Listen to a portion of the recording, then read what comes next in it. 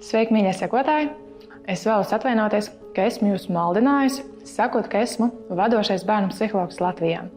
Mums Latvijā šāds reģistrs nepastāv, un Latvijā ir ļoti daudz labu speciālistu, kuri strādā ar bērniem. Kā psihologam ir ļoti svarīgi, ka psihologs izglītojas un papildus mācās, lai veidot savas kompetences un spētu arī pēc iespējas labāk palīdzēt savam klientam. Un tieši tāpat arī psihologam ir ļoti svarīgi informēt savus klientus par to, kādas metodes viņš ikdienā izmanto un kādos jautājumos var palīdzēt. Pie manis var vērsties, ja ir jautājumi par piesaistes attiecībām. Es esmu izgājusi Circle of Security, jeb drošības apli programmu, kura palīdz izprast, kā veidojas piesaiste. Šī procesa laikā mēs apskatām konkrētus piemērus, konkrētas ģimenes, ko mums ļauj šī konkrētā metode, kas ir izveidota, lai speciālisti var vienkāršā, vieglā veidā vecākiem parādīt, kā piesaiste veidojas, palīdzēt saprast, kādā veidā viņi piesaisti veido ar saviem bērniem un kas ir tās korekcijas, kas ir iespējams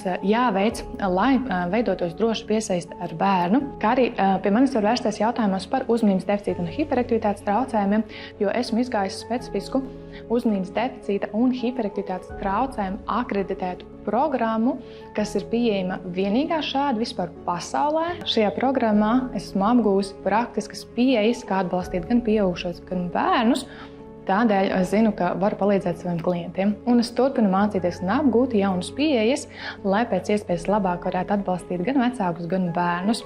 Ļoti novērtāju, ka tu seko, klausies manas video un tieši tāpat arī izmanto manu saturu. Man ir ļoti svarīgi, ka saturs, kuru pasniedzu, ir praktisks, lai patiesi, kad tu dodies mājās pie sava bērna un tev ir kāds jautājums, kurš tev ir uzkrājies un centies saprast, kā to risināt, tad pēc ieraksta tu vari to arī saprast. Nevienmēr tas ir iespējams, ieraksti ir īsi, un šos te video un saturu kopumā, kā jau mēs zinām, tie, kuri patērē saturu un kritiski domā, tad nevar vienā šādā video vai ierakstā visu pastāstīt.